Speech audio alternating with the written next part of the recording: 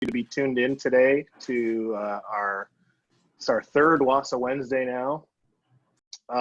Trevor Moawad is going to be coming on at about 8:15, so we've got a little bit of time to chat about a few things before we get fully rolling here.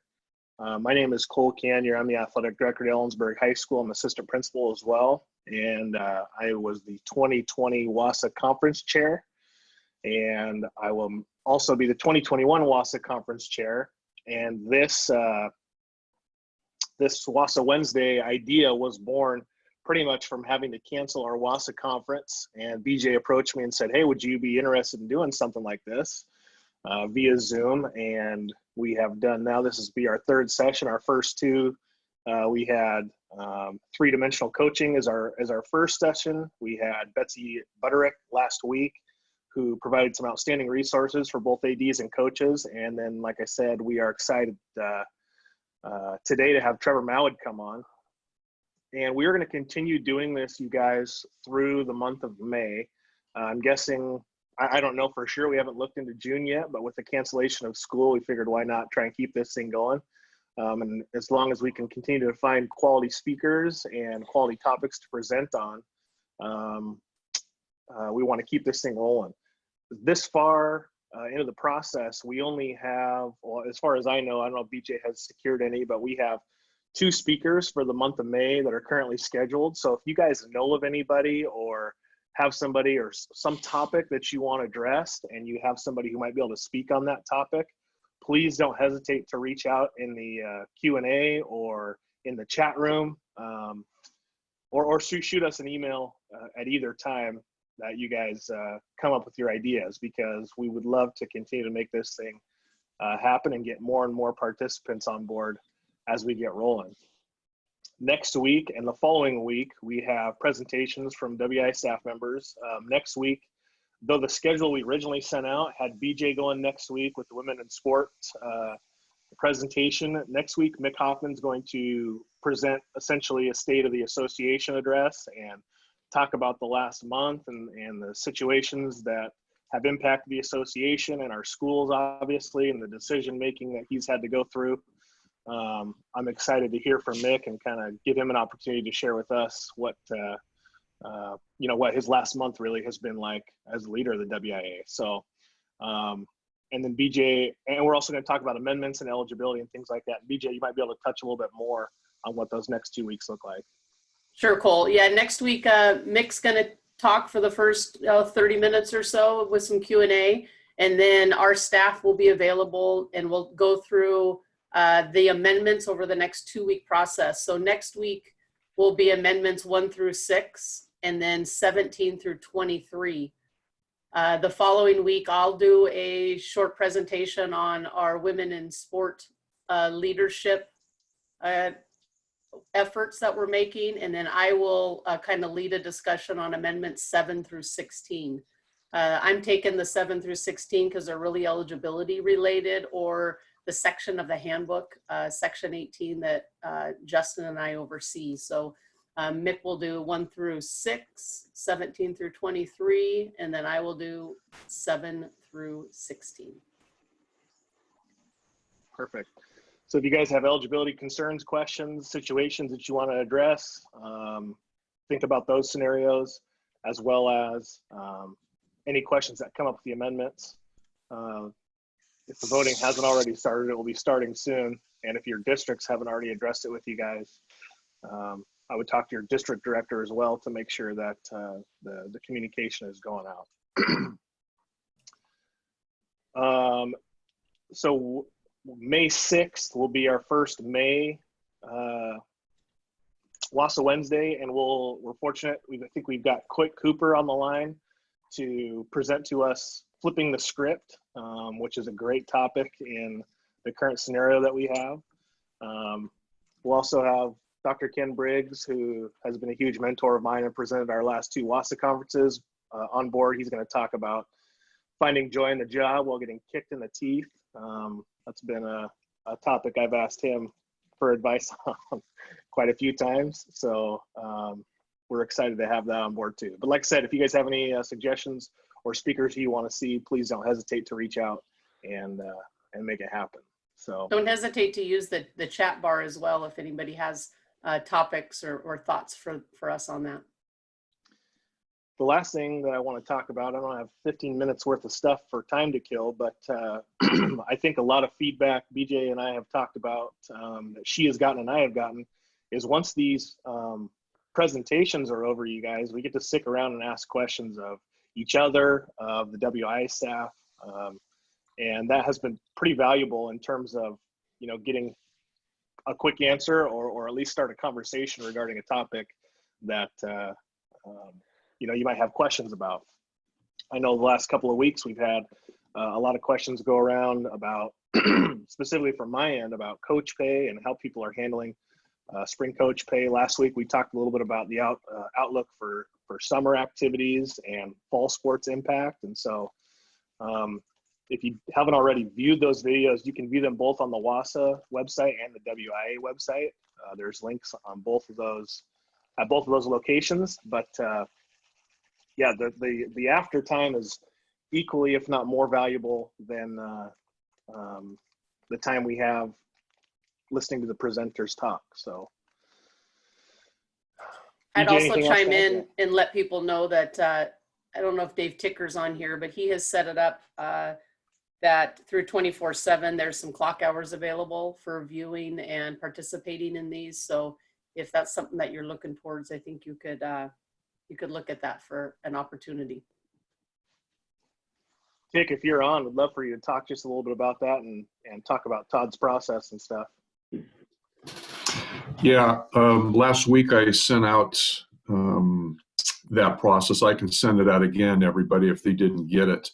But Todd is providing, well, WASA is providing the clock hours, but Todd just houses them for every one of these WASA Wednesdays. And the other thing I sent out yesterday was Todd has all kinds of other educational opportunities for professional growth for ADs, coaches, but it's for salary placements. A lot of you are on a salary scale that you get so many clock hours or credits, you can pick up extra income. And Todd is really good about navigating that with athletic directors, coaches, your staff, people that need to move up on the salary schedule. So I shared that information yesterday, and I'll send out the clock hour information again, because every time we have a WASA Wednesday, Todd gets the video as well as the information. So he houses the video as well as the WA houses the video, and our WASA toolbox has all of this, these videos too. So yeah, so everybody can get clock hours for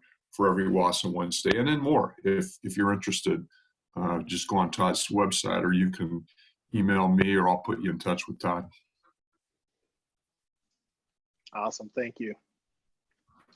Anything, have any questions or anything for the good of the order as we wait for Trevor to get here?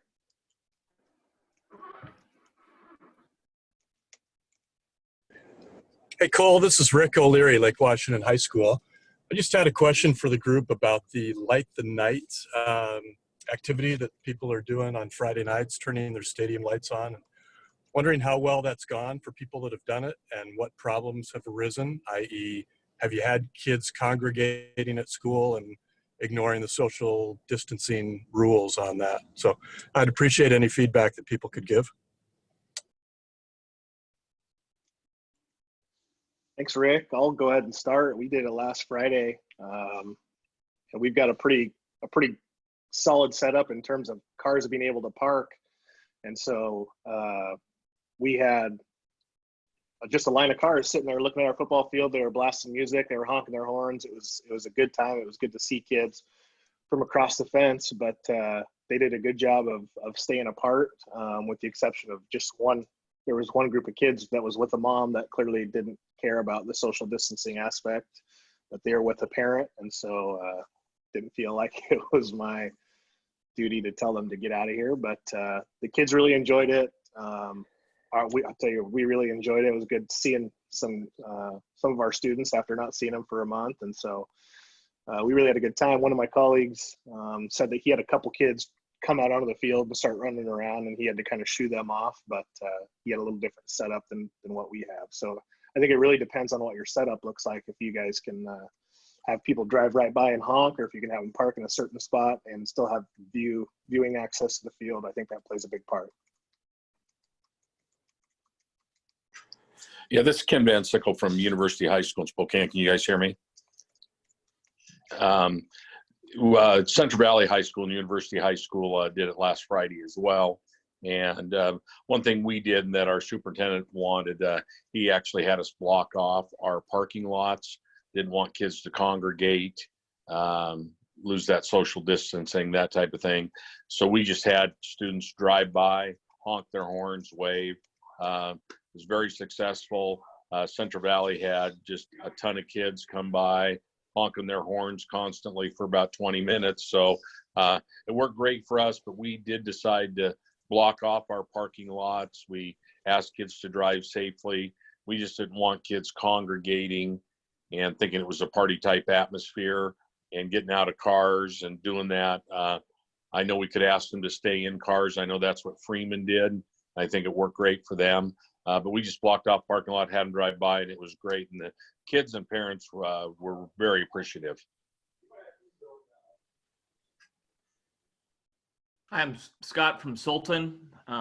We are planning on this on May 8th. We wanted to wait until after the initial stay home, stay safe order from the governor was done. So our plan right now is May 8th. Same setup, planning on having people drive through, planning on having our coaches in cars lined up next to the field so they can have a visual presence as well. This is Mick out of the office. One thing we've been communicating with Governor Inslee's education liaison, and so asked her specifically yesterday if she saw this as a violation of the governor's stay-at-home order. And what her statement was, if you don't think kids will follow the rules, don't do it. If you think they'll follow the rules, you're welcome to do it. So she did not. I specifically asked her, would you see this as a violation? And her response was, only if you think kids will violate the rules. So again, it goes back to local control and whatever your superintendents and community are comfortable with, according to his office. Bruce Hafferkamp here from Shadle Park in Spokane. The Spokane Public Schools, 5 comprehensive high schools, decided not to go forward with this, and maybe what Mick just said about clarifying might direct us, but being primarily in town and not necessarily having facilities that are as manageably guarded, so to speak, we probably will continue not to have that celebration at our 5 Spokane schools, unless we'll discuss that again this next week. What is the next tentative date for it? Is there another planned Friday night? Well, it's Yes, planned sir. for this Friday night, at least according to the local Seattle news outlets. They've been hyping it up for this Friday. I know some schools did it last Friday, and then there's other schools that are doing it every Friday. So we're just looking at it as a district and as a school, and we've got parents asking, are we doing it? All right, you guys. Well, I see we got our speaker on today, Trevor Moawad. Thank you so much for being here. Really appreciate you making the time to talk to some Washington ADs and coaches with us today. You bet. My pleasure. My pleasure. Great to connect with. My last memory of WIAA was, I think, 92, Sammamish High School, Charles Wright Academy versus Seattle Christian. Tie game, 5th penalty kick. I missed, and we lost. But excited to get a chance to talk with you guys. And Cole, I'll let you kind of direct me, and we'll go from there. For sure. Well, brief introduction, you guys. Trevor Moawad's a renowned mental conditioning expert and strategic advisor to some of the world's most elite performers. He's recently partnered with Russell Wilson to form Limitless Minds, and the mission is to optimize performance and enrich culture with some of the world's top organizations and elite performers. He's worked closely with high performers such as Russell Wilson, Nick Saban, Olympian Michael Johnson, and soccer phenom Freddie Adu. As he mentioned already, he's an alumnus and 2018 Hall of Fame inductee at Charles Wright Academy in Tacoma, and is the author of It Takes What It Takes, which was released in February of 2020. I don't know if you guys can see that or not. Phenomenal book. You guys should definitely pick it up. And one of the main topics that is discussed through that book is, the main topic, I should say, is the thought of neutral thinking. And it makes a lot of sense as you read through the book. But Trevor, I just would hope that you would take us through kind of your process, a little bit about your history, and talk about your dad a little bit, but also talk about this concept of neutral thinking and how we as ADs can use it, but also the coaches that are on board today, how they can utilize it and really coach it and train it within their programs. So thanks again for being here. Take it away.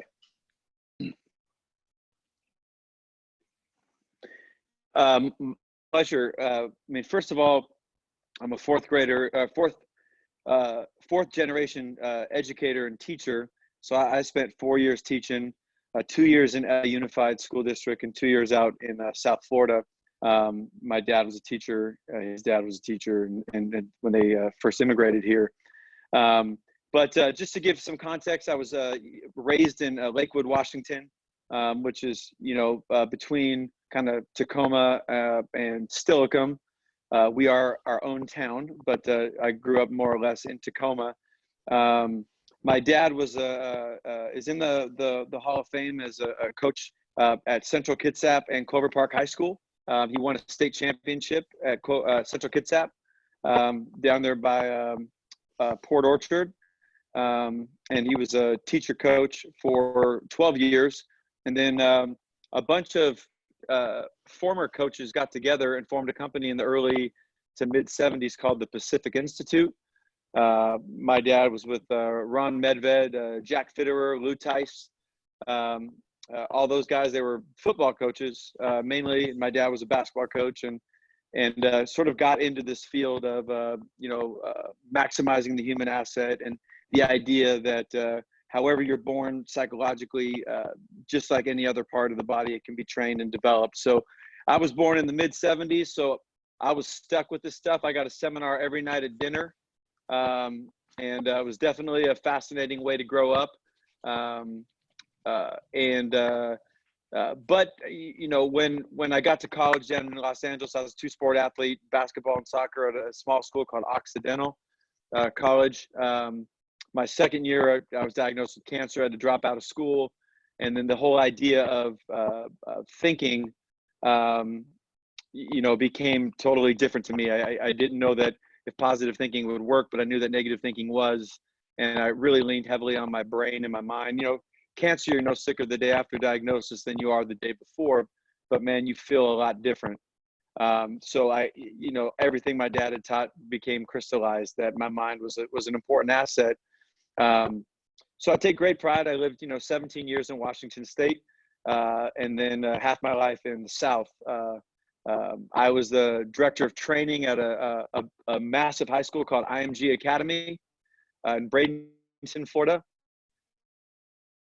Basically like the turbocharged worst case scenario for every high school, basically recruit kids from across the country, and 80 countries are represented there, 1,000 high school athletes. And it was a fascinating place. I was there for 12 years. I oversaw kind of all the training. I spent most of the time with the professional athletes, more so than the high school athletes, but spent a lot of time, 5 years working with U.S. soccer and baseball and all those things. So I spent a lot of time in the high school space, I would say 11 years. And then I was hired in the early 2000s by Tom Coughlin to come in and do the sports psychology for the Jacksonville Jaguars, then went to the Dolphins, and then was hired by Nick Saban, spent 8 seasons with Nick at Alabama, 8 seasons with Jimbo Fisher at Florida State, and I'm on my 4th season in football, started my 5th with University of Georgia. So a lot for a kid from Lakewood who never played football beyond middle school, but sports psychology is a very small field. It's not growing. Most teams don't have one, professional organizations, etc. So a couple things that I would say. I've spent 10 years with your quarterback up there in Seattle, who's a pretty good little overachiever for you guys, and Russell Wilson. He'll tell you he's 5'11", but he's 5'9 1/4. That's the truth. And he's an incredible thinker, and obviously, somebody who's maximized the gifts he has. Just a couple things that in jumping on and talking to coaching staffs and businesses and different things via this medium, which is, I can only imagine, teaching right now or trying to teach the online classes or coaching and just everything that's happened. Certainly, I don't know a lot. For 23 days, I have not watched a television or any news. The basic reality that we found in my years at IMG and in the football world, et cetera, the way Nick Saban focused on psychology was he thought that everybody needed to be helped. So we had 6 different people. He thought great players could get greater, coaches could get better, good players could get better, and then obviously you had to have a plan for people who had clinical issues psychologically. So I spent a lot of time kind of educating everybody. And our first year, we only won 6 games. And so going into the second year, coach had a meeting, just what do you think we need to do?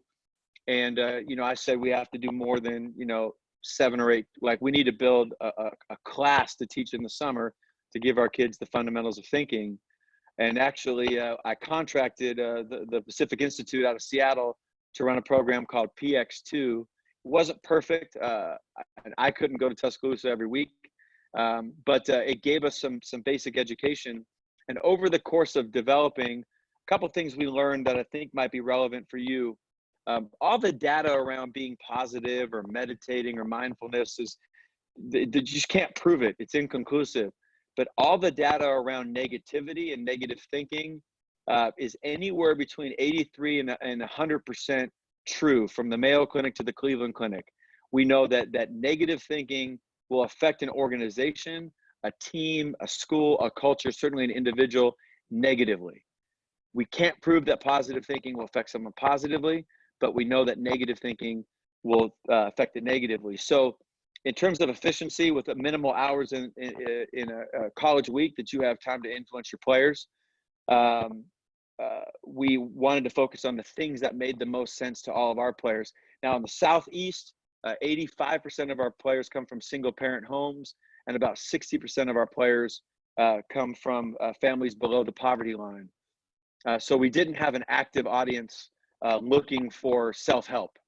There was nobody going to TonyRobbins.com, and it was a no BS environment. So the information had to be simple, clear cut, make sense. So what we really started to understand was that how do we get our organization to minimize negativity?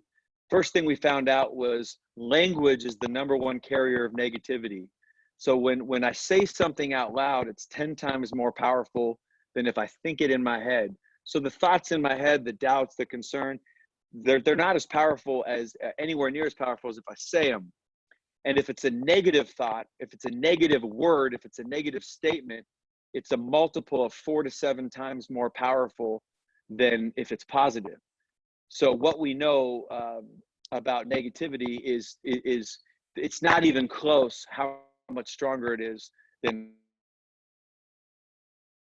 So if I say something negative out loud, it increases the probability by about 70 times that what I said will happen.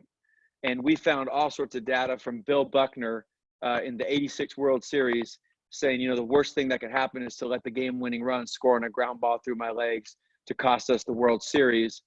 Obviously, Game 6, Mookie Wilson gets a hit. That's exactly what happens.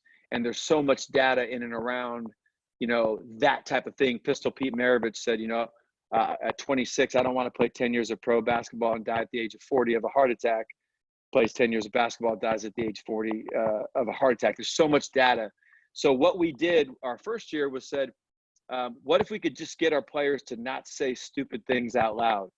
Like, what if we could just not do that? Complain about the Heat, complain about coaches, just and prove to them that it won't help them, won't help our team. And that really helped us. We sold them on not saying stupid things out loud. Wouldn't help them, wouldn't help us. Went from 6 wins to 12 wins, and then in our third year went to 14 wins. I would say the psychological piece, 5%, 7% of that equation. Obviously, had really good players, which we did not have at Charles Wright Academy. in spades. But you know, we learned how to recruit and get some guys. We made it to a state final in football versus the mighty Toppenish in 1991. But I think that's you know, that was one of the things that we learned. I think second thing that we really focused on was anybody who's good behaves like somebody who's good. So I use Russell Wilson as an example. And I've spent a lot of years in women's soccer and the women youth national teams and all those things as well.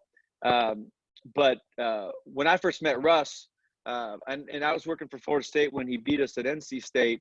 But what makes Russell so unique is before he ever beat out Matt Flynn or the former, unfortunately, Tavares Jackson, he did all the things that a really good player did. How he studied, how he prepared, how he went about his business. He never worried about not being 6'4", never really focused on the things that he didn't have, although those were prevalent in the draft. His focus was, how do I use what I have? So when I started with him down in Bradenton when he was getting ready for the draft, it was, you know, what did Drew Brees do 11 years earlier? What can I learn? What did he say? What are the things that are going to give me a chance to be successful? And I never forget, I'm in Bellevue. I came back to visit my family in Lakewood, and I visit him in 2012 at a Red Robin in Bellevue. And he told me, hey, I'm gonna beat out this guy. And I was like, they just gave that guy $26 million. You have a better chance of playing in traffic than beating out that guy. But sure enough, he did, you know, because of his behavior. So we focused a lot on really identifying, you know, what a good student does, what a good athlete does, what a good business person does, what a good teacher does, what a good performer does, you know, what makes Drake, you know, why has Drake lasted 11 years where another artist didn't? What's allowed Usain Bolt to succeed? You know, all the different types of ways that we can educate. So we focus a lot on our behaviors and controlling our language and what we externalize. I guess the last point Cole would mention is the minimization of negative is obviously important. But I think the problem people had with positive thinking, I know that the problem that I did, even growing up, my dad was one of the first authors of Chicken Soup for the Soul and you know, all those things, was when something bad happens, it makes you feel like you have to pretend it never happened. And it's always connected to an outcome. You know, hey, I'm so sorry you got divorced, but think about all the people you get to meet. Well, you know, you get married not to meet anybody anymore. So your mind's not like there. So, you know, you have to have this cooling down period. So this idea, you know, negative thinking works negatively, and it's so powerful when we talk about it, it goes right into our next series of moments. So it can take 2 moments, 3 moments. It makes everything bad happen last longer. Positive thinking in many cases implies that we have to pretend that what happened didn't happen, which is hard. So neutral thinking is the idea that when something happens, good or bad, it's real. You know, the simple fact of the matter is we're facing a very unique situation in the state that I grew up in. I live in Southern California. You know, in our country, in the world, you know, 80% of kids are not going to school, something like that. That's the truth, you know. But how we move forward from it, nobody knows. And so we can't necessarily predict that. All we can really control is what we do next, not how we feel about what just happened. So neutral thinking is the idea that I'm going to focus on the next behavior, not an outcome. So I could just use an example of Russell Wilson. If you followed the NFC Championship in 2015, he was 2 for 9 with 4 interceptions with 6 minutes to play. You know, whether you follow football or not, that's not a good statistic. He had more completions to Green Bay and Clinton Dix than his own team. And he had threw 4 of those interceptions to Jermaine Kearse from Lakes High School. And yet, if you listen to him mic'd up, we've been training for 8 years on being neutral, which is, he didn't say that he didn't throw the picks, but he just talked about, look, it's a 16-point game. It's 2 scores. We got the best defense in the league. Just stay in the game, keep competing, keep fighting. I'm going to keep fighting. And he got guys like Doug Baldwin and Richard Sherman, guys that didn't naturally gravitate to his personality, to buy in, because he went to the truth, not a fantasy. And that allowed him, you know, ultimately the defense got a stop. They got a touchdown. They got an onside kick. and then ultimately, found a way. And then he throws the game-winning pass, obviously, to Jermaine Kearse after throwing 4 interceptions. So just something to think about from that. He's a really good example. You want to go to like Apollo 13, the press conference from Jim Lovell. If you're a science guy, the ultimate, the ship explodes over the moon. It's not negative. It's not positive. It's can we circle the moon? Can we orbit? Can we land?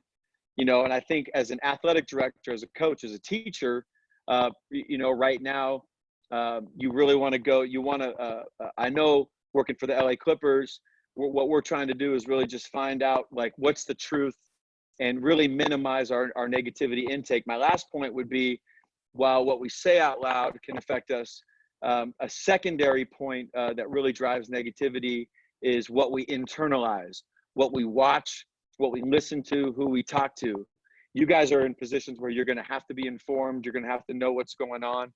But the more you can minimize your negative intake where you can, the better, because statistics even before what's happening now said 3 minutes of cable news in the morning before going to work increase your probability by 27% that you would say you had a terrible day. And we know that negativity decreases creativity by 18%. It increases our ability to make errors, and it has a dramatic impact on our ability to make decisions. So there's an amount that you have to consume that's going on as an athletic director, that you've got to know what's going on. And then obviously, it was crazy to start in Kirkland, everything going on in Seattle. But ultimately, can you find the truth? Because the news, as I've learned working in the U.S. Army Special Operations Command, they don't have a responsibility to the consumer. They have a responsibility to the people that are investing and paying their advertising rights. So what's going to sell, what's going to drive business, all those things I think are things that factor in. For me right now, in terms of doing webinars and trying to do other things, I just know that I don't have the margin for error where I can consume it right now. So I work, I have appointments I got to go to early in the morning in Los Angeles, and then just try to manage it and then follow all the rules. Make sure I know the rules. We get an update from the Clippers. This is what you need to know in Southern California. But I don't want opinions. I don't want speculation. I don't care what the president says or what anything about that. I don't have any expectations one way or the other. This is for me personally. And that's allowed me at least to keep some functionality and still be helpful, to the people that I work for and consume. So negativity is just something, watch out. Obviously we've got to deal with it. But again, like things have changed, and I know the NBA's opened their offices in China. They're on 50% shifts. Half of them go in, half of them come in later. But who'd have thought that a month ago? But nobody's going to talk about that because that's not going to sell anything right now. So anyways, you guys have really important jobs. My athletic director, Gary Peterson, still at Charles Wright Academy. Charles Wright and Occidental are both huge things for me. I was a lifer at Charles Wright Academy, 12 years, changed my life. I was not a very bright kid. They had huge respect for hustle, grit, determination, things I showed as a soccer player. Did get to win a state championship as a sophomore. So my high school experience was huge. To go back, as Cole mentioned a couple of years ago, as the distinguished alum, I think they had a very low pool that year. But to get to go back and be a part of that is awesome. So as soon as we got the note to jump on the phone, the book, It Takes What It Takes, is written very simply. You can get it on Audible. Russell wrote the foreword, but it's basically 18 years in the world of sports combined with business and the military and the things that we learned, and a little bit of my story growing up in Washington, but more about the things that we've watched. As like I said, a kid that played middle school football that's had a chance to be on the sideline, for 8 national championships and be a part of winning 5 of those with 3 different teams. As a mental coach, which who even knows what a mental coach is? I have no idea what, like life coach or Tony, it's an interesting field that I kind of made up. So anyways, hope everybody's safe. Cole, I'll open it up to you for some questions. But we're going to get through it. We're going to find a way through. and just grateful for you guys. Grateful, really understand what your job is. I mean, I just, I know as a teacher and as a coach how important it was. I wish the athletic directors paid me a bigger stipend. I didn't really get much for coaching golf, but I got a little bit more for coaching softball and helping out with football. Anyways, Cole, go back to you. And again, social media at Trevor Moawad. I've been on Instagram for like 7 months. I had to do it for the book. Working for Nick Saban, we weren't allowed to do any social media, no Twitter, no Facebook, none of those things. But in the last year, I've kind of learned how to do it to help, market the book. And our goal, Russell and I, our company, Limitless Minds, thinkbig-gofar.com. Ultimately, we want to integrate. We've had some conversations, with the superintendent originally a couple of years ago at Renton to try to get more involved. We really believe that wellness, some type of fundamentals of thinking, the basic fundamentals should be a part of our academic curriculums. In the same way, I mean, I'm not really leaning on that rhombus right now to help me in life, or that my Pythagorean theorem, not that it wasn't important, but really, more, how to really navigate the challenges. Self-esteem is, can you handle life, when it's really good and when we're facing some challenges. And my last point is, I know the military is referring to what's happening right now as a healthcare challenge, which I think is different than the media, which is referring to it as a healthcare crisis. And I think, man, I look at a crisis a lot different than I look at a challenge. I feel like a challenge is tough, but something I can compete against, and a crisis, pretty demoralizing. Cole? So I've got two main questions, but before we do that, folks, if you guys have any questions, I'll moderate the chat room. Throw your questions in the chat room, and I'll ask Trevor as we go. But Trevor, the two main questions I have first and foremost are, how would you recommend as ADs and/or coaches that we work on the mental conditioning of our athletes as a regular part of practice? And the second thing I want you to touch on is, in your book, you talk about the experiment where you just fed yourself with negativity for 26 days and how it broke you, essentially. I'd love for you to talk a little bit more about that and what you went through and how you kind of pulled out of that as well. Well, I think, first of all, that my big hope is, I never mentioned positive thinking in this call. Like, we don't ever ask our players to be it. We don't say be positive. Like, it's really hard to get our guys, it's totally different in the business world, and other things, that people that are actively looking to get better. Even Russ is like actively looking to get better. But for the most part, I deal with a population that doesn't want to hear anything I have to say. I started with the New York Mets last year, and I got in front of those 78 guys, and I've been around a long time in a lot of places. And I know when I get in front of that group, they're like, when's this guy going to shut his face? So it's always been a really interesting field to be in. And I'm grateful for my dad, Bob Moawad, and Lou Tice, all those guys for allowing me to be able to stand strong and go to the truth. So I think to integrate a program, when I was coaching men's and women's club soccer in Boca Raton, and coaching women's soccer and men's and women's golf, I just spent a day. I found 30 minutes each week where this is back in the late 90s. I'm 44. Back in the late 90s, early 2000s, ESPN released this series called Sports Century, and had the 50 greatest athletes. And I had tape recorded those. And then every week I showed like 10 minutes of, I took 2 VCRs and I'd put different athletes together talking about attitude or adversity, from Jackie Joyner-Kersee to Olympic sprinter Michael Johnson to Lance Armstrong to Emmett Smith, or, just different people. And then I, had a week where we would, every week we would find some time to talk about, what do great players do? And then, maybe set goals and have something on, like, what do you want? Why don't you have it? But there was no right or wrong, but just, hey, this is something that's a part of what we're going to do. I think also the more you can communicate, like, obviously I've had some very intriguing coaches in my years, but the more you can be objective in the way you communicate. Like a good example is a basketball. Let's say it's halftime. I was a college basketball player and never scored more than 7 points down there. I was a good soccer player, but like how you communicate as a coach. Let's say I had 4 turnovers, didn't really do anything that I needed to do, but I was important to the team. That coach has that opportunity at that point. Look, you don't look engaged. You're not hitting the entry pass. In a shooting position. You're not playing good defense. You're not doing any of the things that we need to do. You're not getting up with pace. You're not looking to get the ball off. You're not looking to be aggressive. You don't change this, then you're not going to play. And I think many of us have been communicated that way because that's the information, that's the truth, and those are things that I wasn't doing.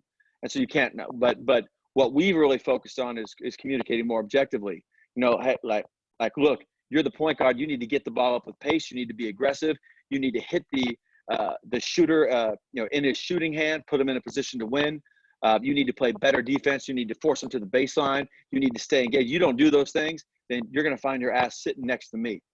And we really work a lot on communicating that way. We don't think that's positive. We don't think that's negative. We think that's objective. And I think that the more you can be truthful, because the reason my field has bombed is it tells coaches, like, you got to lie. Like, what do you want me to do? Like, say that the guy played well? He was terrible. So like we got to go to the truth. And the best example of neutral, which I started using in 2015, it had some lineage in Asian religions, but that was more like stoicism. But I started using neutral based on a car. Like, you can't go from backwards to forwards without going to the middle. And like, all right, what's the truth? What's happening? And then, all right, now am I going to make some changes and be better and start going forward? Or am I going to do the same thing and start going backwards? And I'll never forget halftime of the Rose Bowl with Georgia. We were struggling our first year. We were 8-5, lost to Georgia Tech. Kirby Smart and I, same age, really good friends. And so we're getting smoked. We're down, I don't know, maybe 31-10 to Oklahoma at the Rose Bowl against Baker Mayfield. And I don't think Baker Mayfield will be a good pro. I think he's, doesn't do what you got to do to be a winner. But he was a heck of a college football player. And, the Rose Bowl is a tough place to play for kids from the South because they play Bon Jovi at the beginning. It's like no energy. It's really quiet. It feels like you're playing at Boston College. And our guys just came out really flat and we were getting killed. Well, a year earlier, we were down 28-7 to Ole Miss. And we came in at halftime and we were yelling, screaming, talking about the heat. You knew nothing was going to change. But our second year, we really focused on being neutral. We would watch Tom Brady mic'd up. We'd watch different types of things, even studied Sue Bird, just different types of things from that perspective. And our players understood how to be that way. Like, look, if I got nothing to say, like right now, I just got to stay in the middle. And what do I need to do to change this? But I'll never forget, as it's really quiet. And then, if college football, it's players kind of go see the trainers, do what they got to do, divide up to offense and defense. Coaches go into a coaching room, head coach addresses everybody, offense, defense break up. Then the head coach goes back to his private room. That's normally where I'd go back with Kirby, maybe say something, maybe not. But I remember he looks at me, he's like, man, I'm having a really hard time staying neutral right now. It feels like what happened in the first half is going to be exactly what's going to happen in the second half. But I do know that they're two separate things. So then everything became like, how can we change, who we were the first half? And then we focused on 3 or 4 players. And then, they made a different shift, dropped the linebacker or whatever. But that was in my mind, like, man, this is something real. And then ultimately we had the chance to write the book. And then we kind of put it out there of like what neutral thinking actually looks like.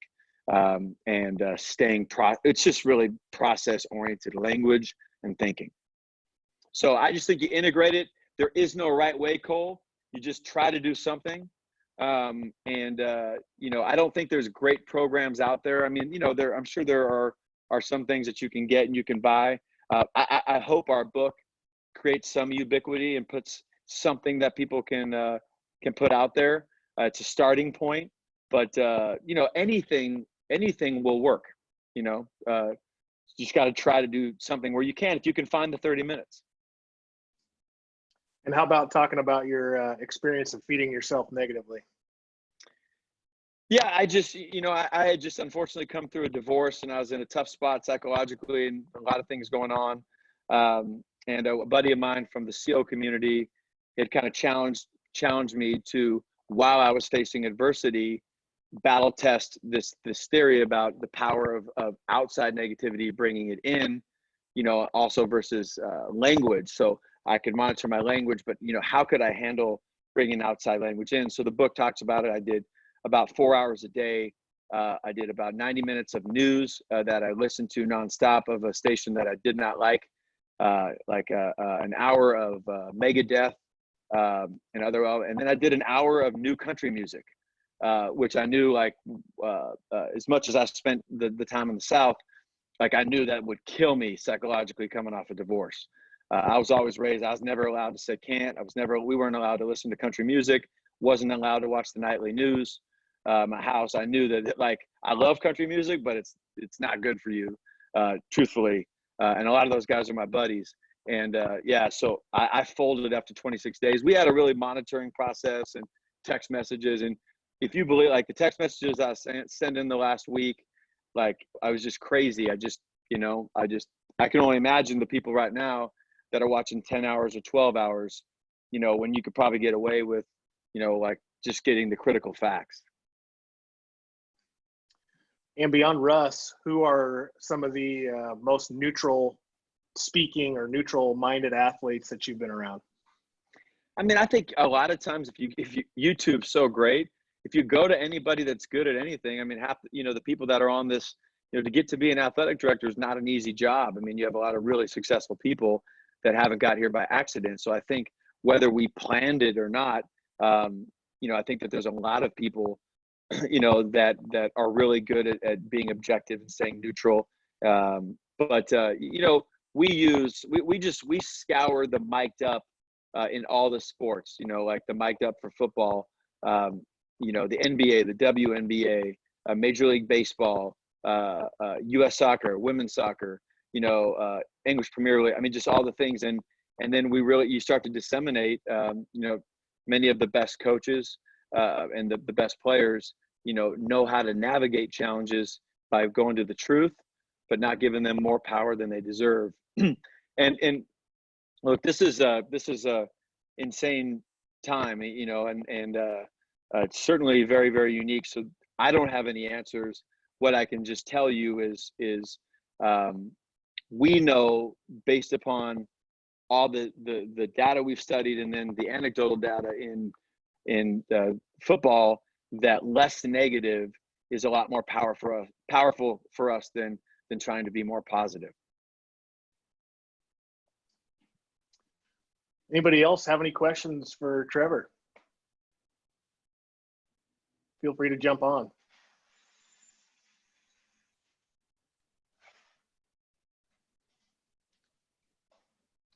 All right, sir. Well, hey, we thank you so much for giving us your time this morning.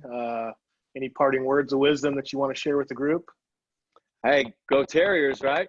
Let's go Charles Wright Academy Terriers. I don't know what league we're in now.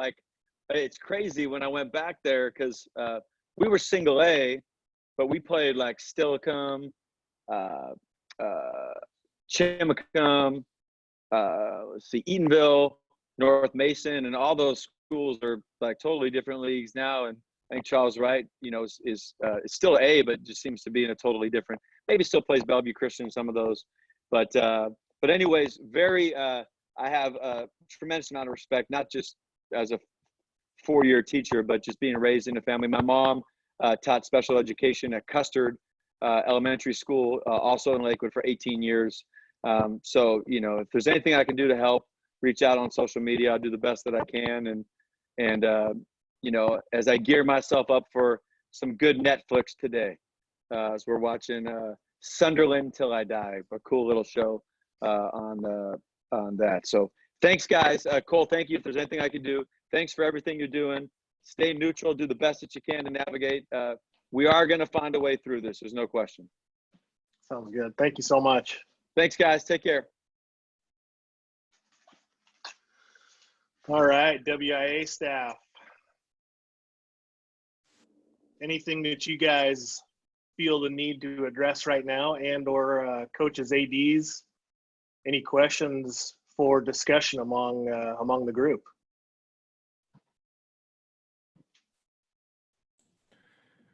We want to make sure that we're getting a lot of questions regarding out of season and if this is lifted May 4th by the governor or extended till May, but doesn't go till June 19th. So Superintendent Reichdahl has been very clear that facilities are to remain closed for education and recreation until June 19th. So as we're getting questions from parents, kids, coaches, ADs, that's the message we're telling them. We are telling them, though, after May 30th, that it's up to school districts. That's when your coaches, your football coaches, your volleyball coaches can do more team type work with, whether it's online or what have you, depending on the situation. So we're trying to make sure we're sending a consistent message with that, and wondering if there's any confusion or questions we can answer regarding that.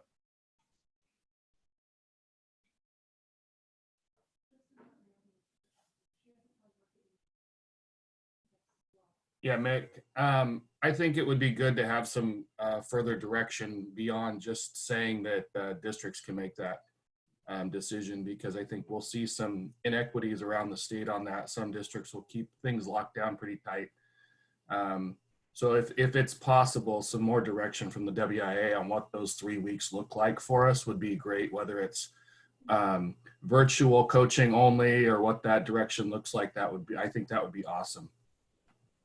Okay, we can work on some, Jerry, we'll work on some messaging for that, of what that looks like. What we're learning is there's some school districts that aren't allowing, even though they have the technology, that direct communication online or other ways, and some are. So what we'll say is, here are the options that would not violate the rules contingent on your school district policy and direction.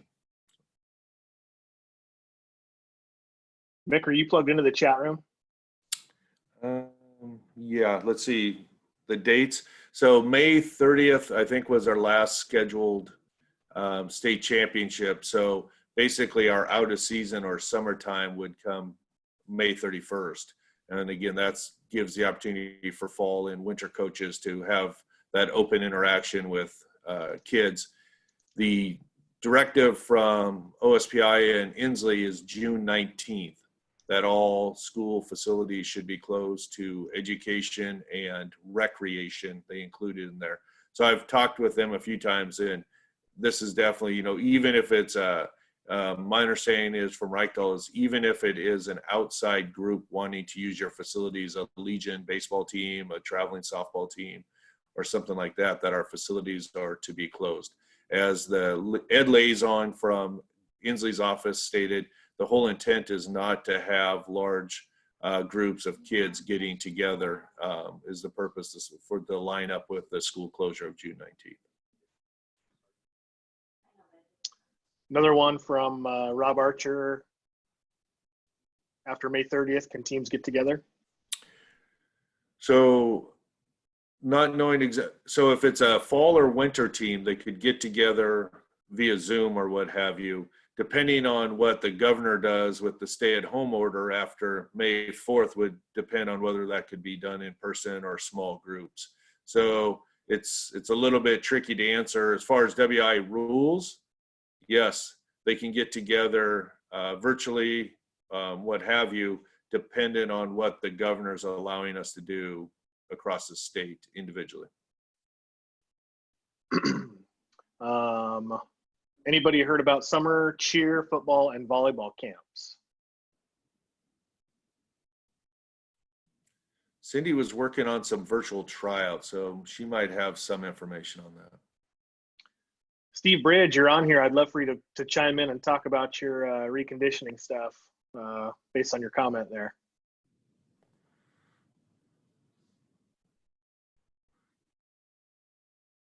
Well, while he's coming on, I'll just talk briefly. We talked, there were a couple questions last Wednesday about virtual tryouts and how to do that and if it was okay. And I've received a couple of emails that there was some confusion over that is that it is a local school district decision if you want to consider virtual tryouts for cheer or dance drill, which are those squads that typically have their tryouts in the spring. I am aware that some are holding off until next fall. Some have already done the virtual, but again, it really is what your school district wants to do. I haven't heard anything about summer camps though. Okay, before I get too far behind, Steve does not have an audio connection. So if you don't see his comment in the chat room, you guys, Steve got a message from Tony Beam, who's the executive director of NARA. All reconditioning groups are shut down. So if you've not gotten your helmets back yet, you might not be getting them back if the season starts on time. NARA has reconditioned 500,000 so far as compared to 1.3 million last year. So Steve, if you would type in the chat room, who might we reach out to if we have not gotten our helmets back yet and we start football on time?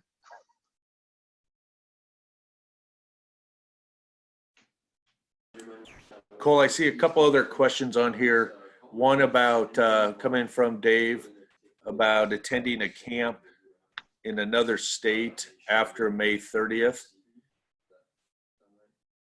I would say the answer to that is by WI rules. That would be allowable by WI rules. It's going to depend again on the governor's directive and what we just heard this week with the 3 West Coast governors in alignment. I think we should hopefully get consistent messaging from them about whether those will or won't be allowed via the government. So I don't know if that helps Dave or not, but that would be the answer. And then the other question I see from Ty regarding the 2-week dead period in August. So what we're doing right now is we are having weekly meetings with our executive board. We were originally working on spring contingency. Now we're working on summer contingency, and we have started fall contingency planning. So all of those, so that is a very good question in that we don't have an answer yet, but it's definitely something that will come up for consideration. Some of what we've heard is in the next 4 to 6 weeks, we may have a better idea what the fall is going to look like. So we're holding off on making decisions for that. If you're a planner, I would say, you know, it wouldn't be unreasonable to put together some ideas of what that could look like if that 2-week was lifted. But I'm not going to say that it's going to happen. It's just far too early in the process. But it is part of our very preliminary conversation. Do we need to look at August and make some adjustments based on spring and summer opportunities? Steve also said that to contact your vendor if you've not gotten your football helmets. Maybe they can track them or provide you some resources anyway. Any other questions for Mick and crew?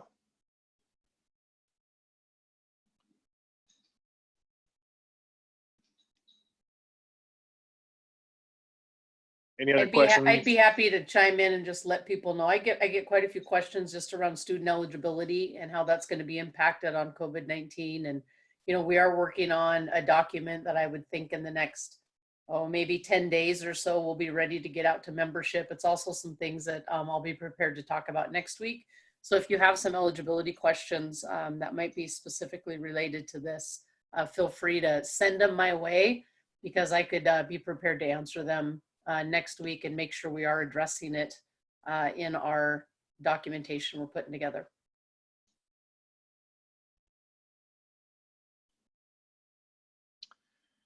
Any other questions for the group? Mick will talk a little bit more in detail about his experience and stuff from the last month next week and all the stuff that he's gone through and kind of fill us in on what to expect. So guys, if there's no other questions, thank you so much for joining us today. This has been awesome. Next week, we're looking forward to hearing from Mick. And like I said, I've gotten one message about a potential speaker, but shoot us an email, a text, phone call. If you guys have anybody else who you'd like to see, I'm happy to reach out. Or if you have a contact for somebody, that'd be awesome. So thanks for your time this morning. If you or your coaches want to view this, go to wasa.com or WIA, and you can see the archive videos. Thanks so much.